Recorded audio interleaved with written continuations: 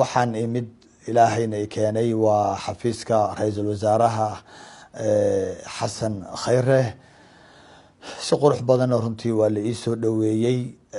anoo weliba xambaarsan magaca culimo udiinka soomaaliyeed runtii waxaan ka wada hadalnay waa masiirka iyo halka loo wado iyo halka la doonayo weliba in la dejiyo wadankan waa runtii waajib diini ah in culimaa udiinka ay runtii ay la hadlaan oo ay u yimaadaan u naseexeeyaan madaxdooda sababtoo ah ilaahay baana runtii nagu guubaabinaya rasuulkaa nagu guubaabinaya islaamkaa nagu guubaabinaya oo dhahaya diintu waa naseexa weeyaan diintan yaa xambaarsan culimaa udiinkaa xambaarsan maadaama culimaa udiinku ay xambaarsan yihiinna yay ugu naseexeynayaan waxay ugu naseexeynayaan waa culimo waa madaxda waa shacabka waa mucaaradka waa insaankan maxaa yeelay diinta waxaa loo soo dejiyey waa insaanka waxaase dembi ah waxaanse ilaahay ogolayn in diintiina aada xambaarsan tahay dadkii quudan lahaa lagu quudin lahaana inay ka qatan yihiin culimada inay garab istaagaan naseexa inay ula garab istaagaan madaxdooda waa wax aad iyo aad u wanaagsan eeg xabiibkeena sala allahu calayhi wasalam iskaba dhaaf dadkii muslimiinta ahaa ee uu la joogaye diinta naseexadeeda wuxuu la garab istaagay gaaladii waa ku waraaqaha u qori jiray waa kuu u tegi jiray waa kuu saxaabadiisa intuu u diro iyagoo wufuud ah waa kuu u tegi jiray oo ay u geyn jiray oo u diri jiray marka diintan waa naseexo waxaan aad iyo aad ugula talinayaa una runtii dhiirigelinayaa culimaa udiinka xambaarsan diintan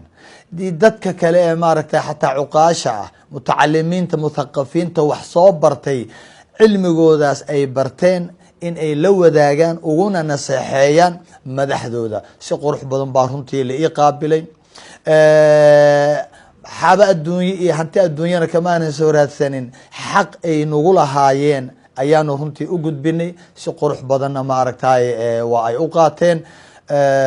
way u baahan yihiin madaxdu waa dad runtii maaragta adeegayaal ah waa adeegayaasha shacabka weeyaan culimaa udiinkuna waa adeegayaasha shacabka weeyaan waxa marka loogu adeegayo shacabka oo ay madaxdu ugu adeegayaanna waa in runtii culimaa udiinka ay zaad uga yeelaan oo ay uga dhigaan madaxdooda waxaan leeyahay culimaa udiinka dal iyo dibadba jooga haka hakranina meel fog iyo meel dhowba uga soo naseexeeya madaxdiina runtii waxaan arkay halkanna aan ku arkay saan shalay u arkay qalbiyada wanaagsan ee muqdisho waxaan arkay runtii madax qalbi wanaagsan oo runtii ogol naseexada ogol ilaahayna waa u baryeynaa runtii inuu ilaahay la garab galo xil culusna way qaadeen xilkaa culus kuwa kasoo baxa allaha ka yeelo kuwa ummadan hore u dhiga allaha ka yeelo kuwa cizigii ummadda lahayd qabkii ummadda lahayd soo celiya allaha ka yeelo runtii waxaa wax lagu wada qaban karaa waa wadajir ayaa wax lagu wada qaban karaa madax iyo shacab wada jira ayaa wax wada qaban kara waxa naga dhaxeeyana waa